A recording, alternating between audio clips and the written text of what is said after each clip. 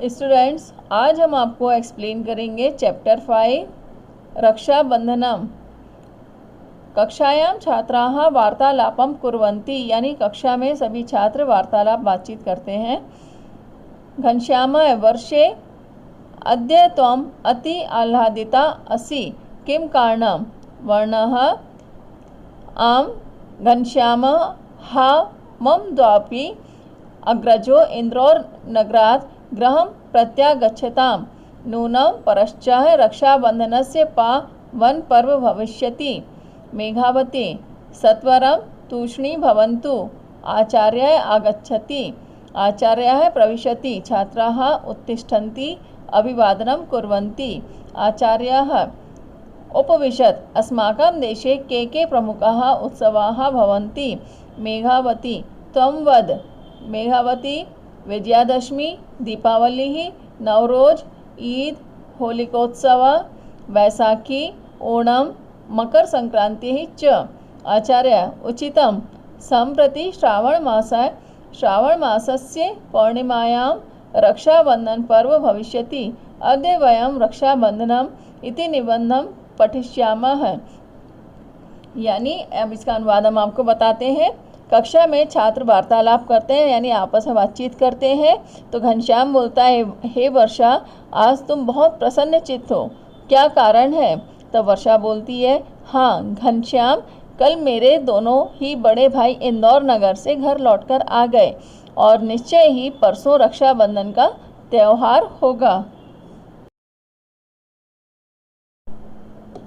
मेघावती बोलती है, जल्दी ही चुप हो जाओ, आचार्य आ रहे हैं। आचार्य प्रवेश करते हैं और सभी छात्र खड़े हो जाते हैं और अभिवादन करते हैं। आचार्य बोलते हैं, बैठिए। हमारे देश में कौन कौन से प्रमुख त्यौहार होते हैं? मेघावती, तुम बतलाओ।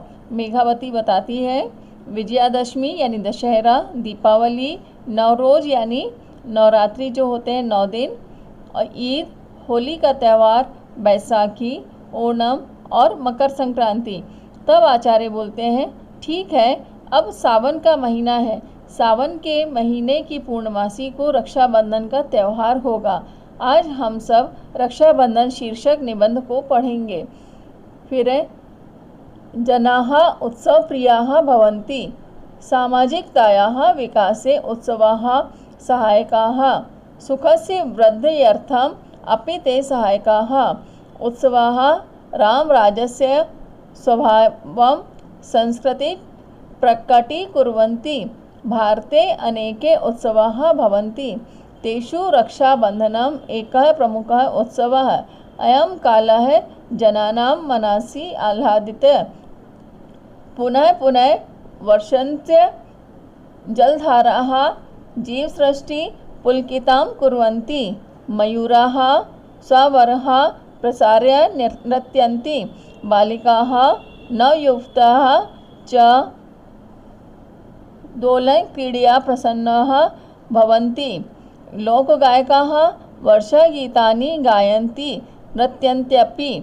यानी मनुष्य उत्सव प्रिय होते हैं और सामाजिकता के विकास में उत्सव सहायक होते हैं। यानी उत्सव जो 30 त्यौहार होते हैं, इसी के माध्यम से लोग एक दूसरे को अच्छी तरह से अभिवादन करते हैं, मिलते जुलते हैं, जिससे आपसी जो संबंध है, रिलेशन है, वो और भी अच्छी तरह से मजबूत होते हैं। रिश्तों को निभाने के लिए और जीवन में उत्साह बनाए रखने के लिए ये उत्सव बहुत ही सहायक होते हैं और सुख की वृद्धि के लिए भी वे सहायक होते हैं। उत्सव समाज के स्वभाव को तथा संस्कृति को प्रकट करते हैं।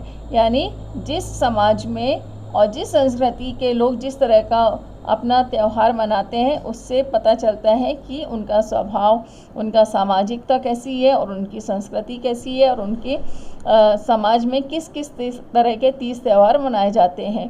भारत में अनेक उत्सव होते हैं, उनमें रक्षाबंधन एक प्रमुख उत्सव है। यह अवसर मनुष्यों के मनों को प्रसन्न बनाता है। बार बार बरसती हुई जल की धाराएं, यानी जो बारिश होती है, उस बारिश से जीव सृष्टि को पुलकायमान करती है, यानी जो जीव जंतु हैं उनको जीवन मिलता है और एक आनंद का अनुभव होता है। मोर अपने पंखों को फैलाकर नाचते हैं। बालिकाएं और नई युवतियां झूलने के खेल से प्रसन्न होती हैं, यानी सावन में जो है झूला झूला जाता है और उसमें एक नई उमंग और नया उत्साह लोगों को होता है और लोक गायक वर्षा के गीत गाते हैं और नाचते भी हैं।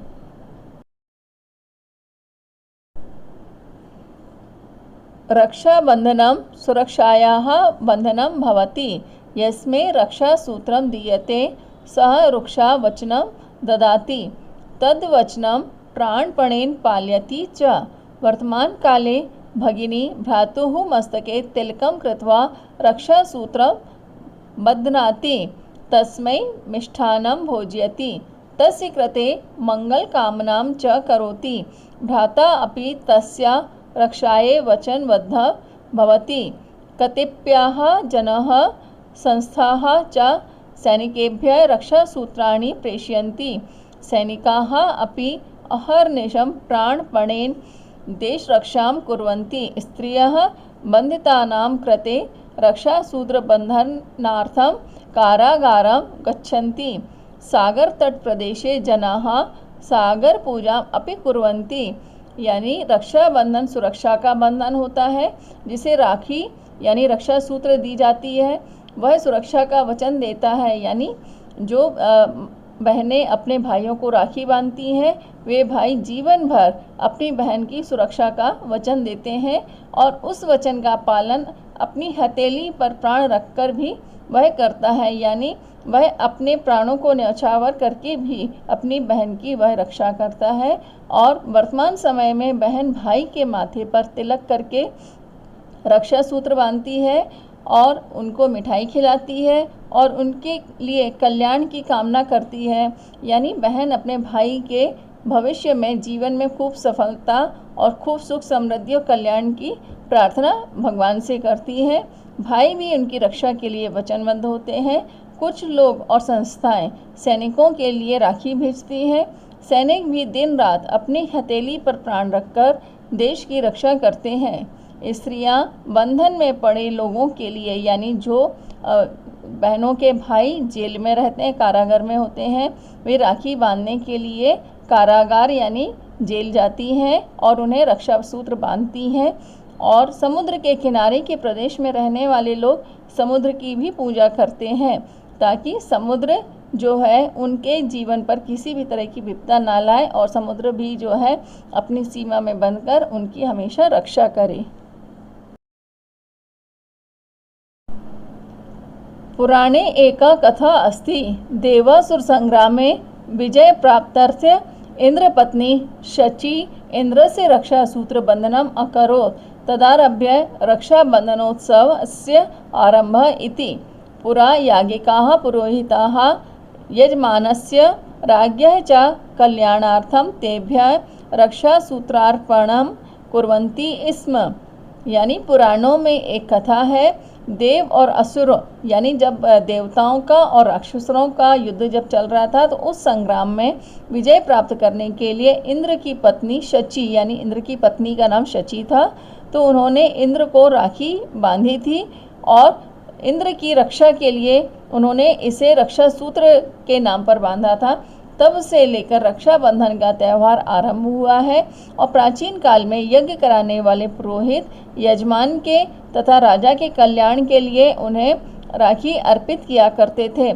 यानी जो पुरोहित यजमान होते थे वो राजा के जब दरबार में आते थे और यज्ञ राजा कराते थे तब वो रक्षा सूत्र हाथों में बांधा जाता था और ये प्रचलन आज भी कुछ परिवारों में अभी भी वर्तमान में विद्यमान है।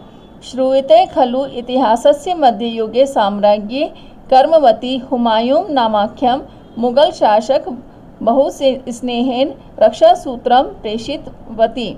सः अपि श्रद्धया तत् स्वीकृतवान्। स स्नेहेन भ्रातृभगिनी संबंधस्य रक्षाम् अपि अकरोत्। यानी सुना जाता है कि इतिहास के मध्य युग में महारानी कर्मवती ने भी हुमायूं नामक के मुग़ल शासक के लिए बहुत ही प्रेम से राखी भेजी थी और उन्होंने भी श्रद्धा से उसे स्वीकार कर लिया था और उन्होंने प्रेम पूर्वक भाई और बहन के संबंध की रक्षा भी की और इस प्रकार यह उत्सव जाति और धर्म से निरपेक्ष है।